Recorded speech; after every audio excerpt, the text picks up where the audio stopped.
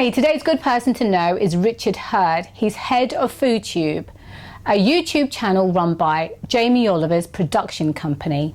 Jamie has 3 YouTube channels: DrinksTube, Family FoodTube, and their main channel, FoodTube, has over 2.3 million subscribers. Richard explained why they decided to create FoodTube. They saw a decline in TV viewing numbers and they realised they needed to be where their viewers were. They also saw the phenomenal success that some people were getting on FoodTube. People like PewDiePie, who has over 44 million subscribers. And so they knew they had to target their audience better and produce content that their audience wanted to see. You see, broadcasters are no longer in control when it comes to this new generation of people. They're called Millennials and Generation X because they view content whenever and wherever they want to. Richard said Jamie is still going to be on TV and that won't change, but now they're targeting their content because they know that 65% of men prefer to go on FoodTube so they can make dishes to impress their girlfriends. But YouTube does have its limitations. You can't personalize your content to specific users because the data is controlled and owned by Google. So it's important to put other measures in place. I hope you enjoy this video and thank you for watching. I am head of FoodTube over at Jamie Oliver. I'm 20 years in TV. I've known him for many years and he's always trying to be first to the plate, essentially.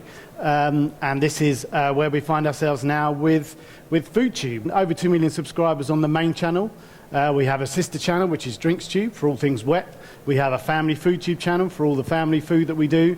But mainly it's a home. It's a home for these new creators of food content on the web. We would meet these guys on a regular basis. We would take them to networks and we would pitch them for shows.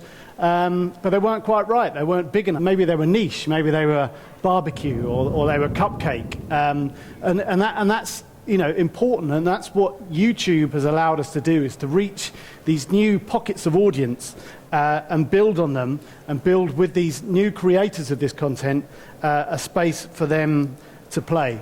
4 years ago, Jamie and the team at Fresh One, we saw a slight drop in Jamie's TV audience. It was just a case of working out and trying to understand where this audience were going. They're all consuming their content in a different way. They have unplugged. I'll just become a YouTube star. This is over.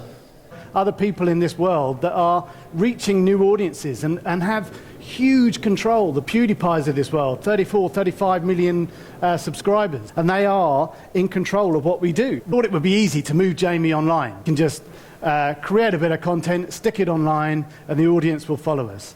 They didn't. They didn't trust us. They didn't trust who we were and why we wanted to be there. And that content that we now deliver is different from the other stuff. And content is, and it is still king. That's the main takeaway. It doesn't matter where you watch this stuff. It doesn't matter what attention span you have. You're still going to consume this content when you want it. If you're watching a film on your television, is it no longer a film because you're not watching it in the theater? If you watch a TV show on your iPad, is it no longer a TV show? The device and the length are irrelevant. For kids growing up now, there's no difference. Watching Avatar on an iPad or watching YouTube on a TV or watching Game of Thrones on their computer. It's all content. It's just story. He talks a lot of sense. It doesn't matter about that content. It doesn't matter where it sits anymore. To learn a new grammar and how to behave with this new audience. And you have to be authentic. You have to engage with this new audience. They are your commissioning editors now. They are the ones that are telling you what to do. They are in control. And they are all publishers now. They are all sharing your content with you. So you need to be real with those guys and patronize them at your cost, because they will kick your ass, because they are in control and there are lots of shiny things on the right-hand side that they can disappear and watch and consume without you. This is the word that everyone talks about, and you'll hear it loads and loads this time. It's all about those millennials, those tricky bunch that we all try and talk to. They're on the go. They're everywhere that we need to be. They are supposed to be sycophantic. They are supposed to be all about taking selfies about themselves. But I think the one thing about it is that they are not all the same. About the Generation X, they are the ones that actually have control of the Wi-Fi codes. They're the ones that have the money, the disposable income to spend some cash. This is what we thought content should be. The short form content needed to be this. JamieOliver.com. I'm one of the food team, and today I'm going to show you how to assemble an appleberry pie. This is the pastry for the apple pie. We got it really wrong, and those were the kind of comments that we got below. After 20 seconds, we'd lost nearly 40% of our audience. They disappeared, they'd gone somewhere else, because we hadn't understood them, we hadn't engaged with them, and we hadn't realised that they didn't actually want to see Pete. They wanted us to be authentic and honest. If we'd have titled that, Pete Makes a Pie, that would have been fine, because we'd have been honest about it, but we thought we were duping them into clicking clickbait and getting some views. What does 2 million subscribers mean? What does it actually equate to? What does 10 million views a month on our content, what does that mean? It's just YouTube views. These are just things that build brand. YouTube is a great place to build your brand. How do I convert 10% of those 10 million people into brand ambassadors, into super fans? We are generators of content. We are makers of content. Now, where should that content sit? How should we reach those new audiences? And how can we engage with a new and upcoming audience that actually we really, really, really want to talk to?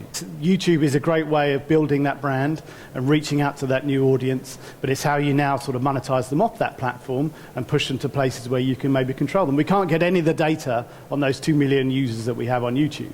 You know, that's all owned by Google. So it's very difficult for us to talk to them and engage them a bit more and give them maybe more. Give them a voucher to James Italian when they walk past the store, or a voucher for the book, or more content that is recipe-based that sits on JamieOliver.com. We've got 12 million uniques that go through JamieOliver.com. Are they a different 10 million or 12 million to the 10 million that we've got on YouTube? It's sort of just trying to work out who wants to listen to us and who is just there to be entertained or have content. So yes, we do work a lot with brands, and that's starting to trickle for you through a bit more, and that will be a good source of revenue. But it's how we can sort of increase that and increase the engagement more with our followers, rather than sort of monetize them just in a sort of crass way. We give away a lot of content for free at the moment. It's not our intention to shut that off, to turn the tap off and stop doing that, because we are a service for people. We want people to engage with cooking and feed themselves better, essentially. That's Jamie's key message, and will always be that sort of stuff. 65% of our audience online are male, 20 to 40.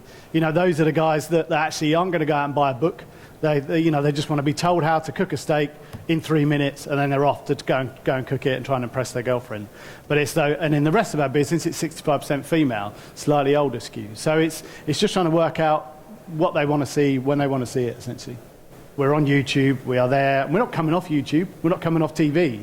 But they're still valuable places for us to play. And now you know why you need to be on YouTube. People like Jamie Oliver are doing tremendously well because they understand that they've got to target and produce content that their viewers want to see.